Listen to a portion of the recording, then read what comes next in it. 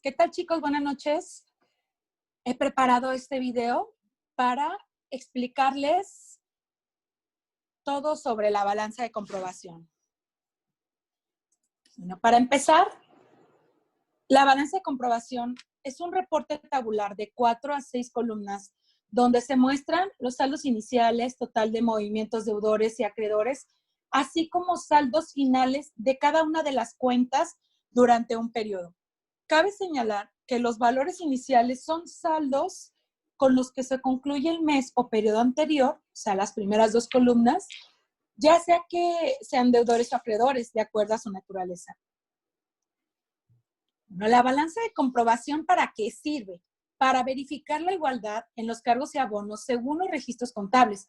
Es importante señalar que los software contables confirman la teoría de la partida doble, en donde en cada registro de operaciones se puede constatar el cargo y el abono, de manera que impide continuar con las sumas de cargos y abonos cuando no sean iguales, siendo que cuando lo hacemos a mano no sucede así.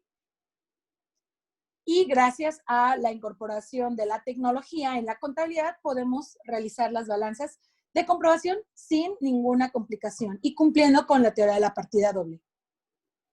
La balanza de comprobación, además de ser un reporte, es un documento contable basado en el reporte que hacemos de todos los saldos de las cuentas utilizadas en la contabilidad de una entidad.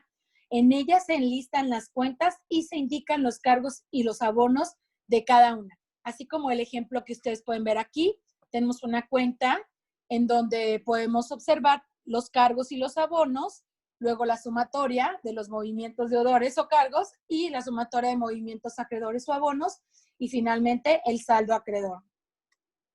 Bueno, pues esta es una balanza muy sencilla, pero lo presento para explicarle lo siguiente. Todos los saldos se presentan en la referida balanza de comprobación, por lo que los saldos deudores siempre serán iguales a los saldos acreedores. Como pueden observar en la imagen que está aquí en un círculo rojo, tanto los movimientos deudores son iguales que los acreedores. Cabe señalar que la información que muestra la balanza de comprobación, las columnas del debe y el haber son iguales. Sin embargo, es necesario analizar las cuentas que la integran, pues hay que considerar que aun cuando los asientos contables se hayan hecho correctamente, pueden no corresponder a la realidad de las operaciones, como en el caso de que en lugar de que utilice la cuenta, utilizas deudores diversos. Entonces, tendrías un problema porque no estarías registrando contablemente de forma correcta y la balanza no detectaría esos errores. Bueno, pues la balanza tiene tiene 2 partes, el encabezado y el cuerpo. En el encabezado encontraremos el nombre de la empresa, la mención de que es una balanza de comprobación y la fecha del periodo al que corresponde. Y en el cuerpo vamos a encontrar las columnas de los números y los nombres de cada cuenta, según el catálogo de cuenta, los saldos iniciales, sumas de movimientos y saldos finales.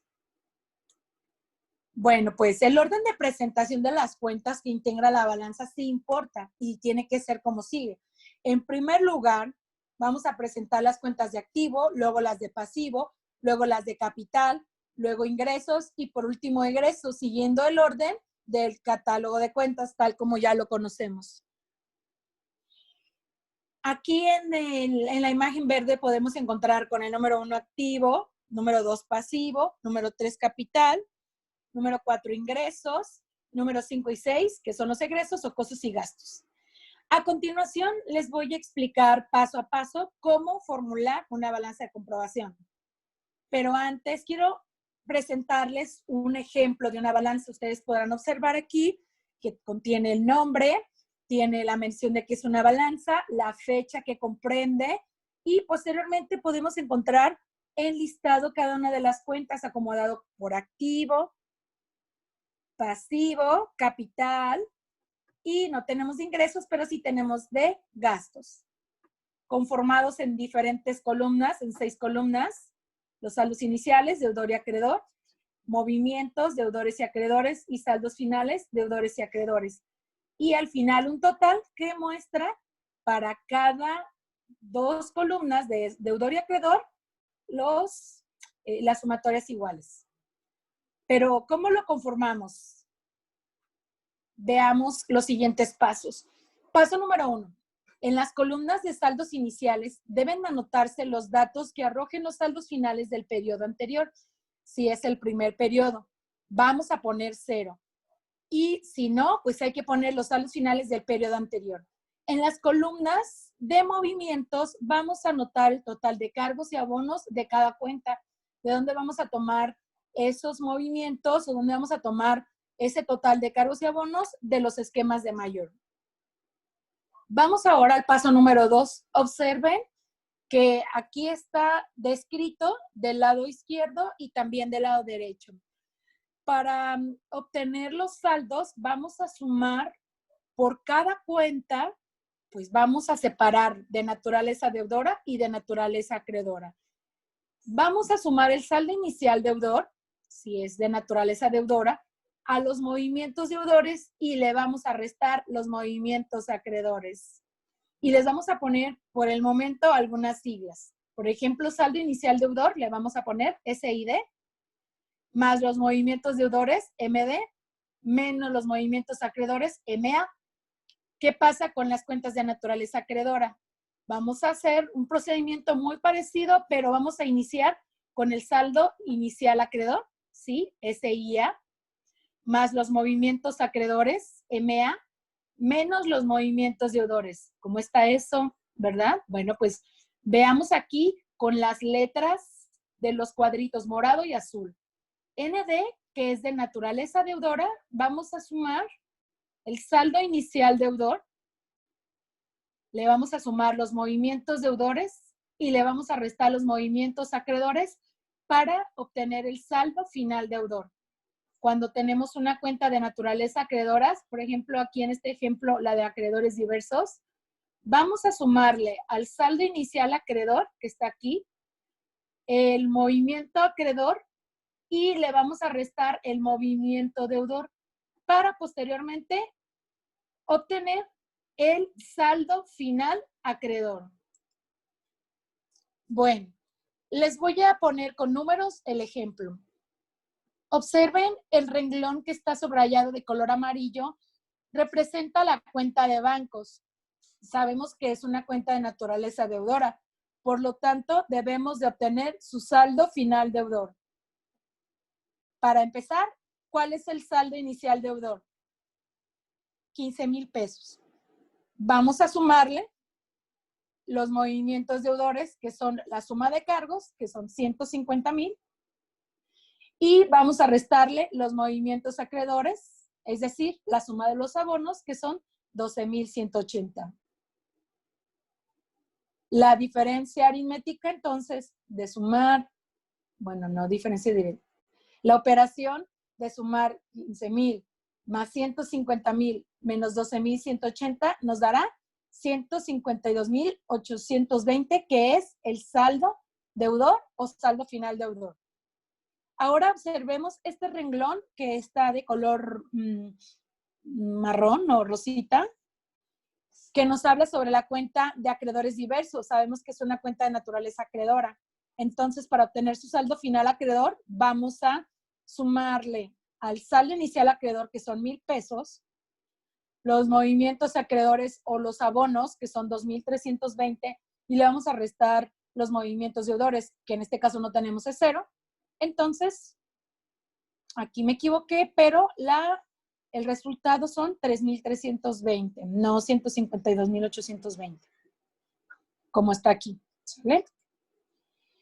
Bueno, el paso número 3, ya tenemos los saldos iniciales, los movimientos y los saldos finales. Pues es momento de sumar las columnas, todas las columnas, tanto los saldos iniciales, y al momento de sumar los saldos iniciales deudores y acreedores deben de ser la misma cantidad. También vamos a hacer lo mismo con los movimientos deudores. Deudor y acreedor debe de ser la misma cantidad, y los saldos finales, deudor y acreedor, debe de ser la misma cantidad. Una vez que incluyamos todos los registros de cada una de las cuentas que se modificaron o que se registraron en ese periodo. Y entonces debemos de corroborar que todas son sumas iguales para decir que nuestra balanza es correcta. Y con eso sería todo. La balanza de comprobación finaliza al corroborar que los saldos finales, tanto acreedores como deudores, resultan con cantidades iguales. Y pues aquí tenemos al de Turner Forward, ¿verdad? De que están iguales. ¿Por qué la balanza no es más sencilla? Es muy complicada, tiene muchos números. Bueno, pues la balanza de comprobación, recuerden que nos apoya para corroborar que los cargos y los abonos sean iguales. Y podría presentarse solamente con los saldos, pero esto no nos permitiría conocer cuáles fueron los movimientos, los conceptos necesarios en los aumentos y disminuciones que tienen cada cuenta. Y es por eso que incluimos desde cómo empezó la cuenta, cómo se modificó, cuánto aumentó, cuánto disminuyó y los saldos. Aquí ustedes pueden observar un esquema de mayor en donde tenemos el saldo inicial, que es deudor, los movimientos o cargos, los movimientos deudores o cargos, los movimientos acreedores o abonos, cuál es la sumatoria de movimientos deudores, cuál es la sumatoria de movimientos acreedores y los saldos. Pues estos son los datos que debemos de reflejar en la balanza de comprobación, pero de todos los registros en mayor o de todas las cuentas que utilizamos en ese periodo, lo vamos a ver reflejado en un solo reporte en una balanza. Entonces, en resumen, la balanza de comprobación es un listado de cuentas que se obtienen del libro mayor, que están clasificadas en cuentas de activo, pasivo, capital, cuentas de resultados, o sea, ingresos y egresos, y algunas proyectan saldo deudor y otras saldo acreedor. Pregunta, si una cuenta ya está en cero, ¿debo de presentarla en la balanza? Sí, para corroborar que tiene movimientos o saldo no cero. Cualquiera de las dos condiciones nos hace incluirla en la balanza. Bueno, pues de acuerdo a esta imagen, ustedes podrán corroborar que la información que tenemos en la balanza sobre lo que fueron las operaciones en un periodo de una empresa o de una entidad, lo vamos a llevar posteriormente a los estados financieros. Entonces tiene una relación muy estrecha con lo que son los estados financieros, tanto con el balance general como con el estado de resultados. Solo si es necesario clasificar correctamente las cuentas para dar formato tanto al balance o al estado de situación financiera como al estado de resultados, pero pues el primer paso es tener nuestra balanza con todos los datos corroborados con las sumas iguales para proceder a hacer los estados financieros.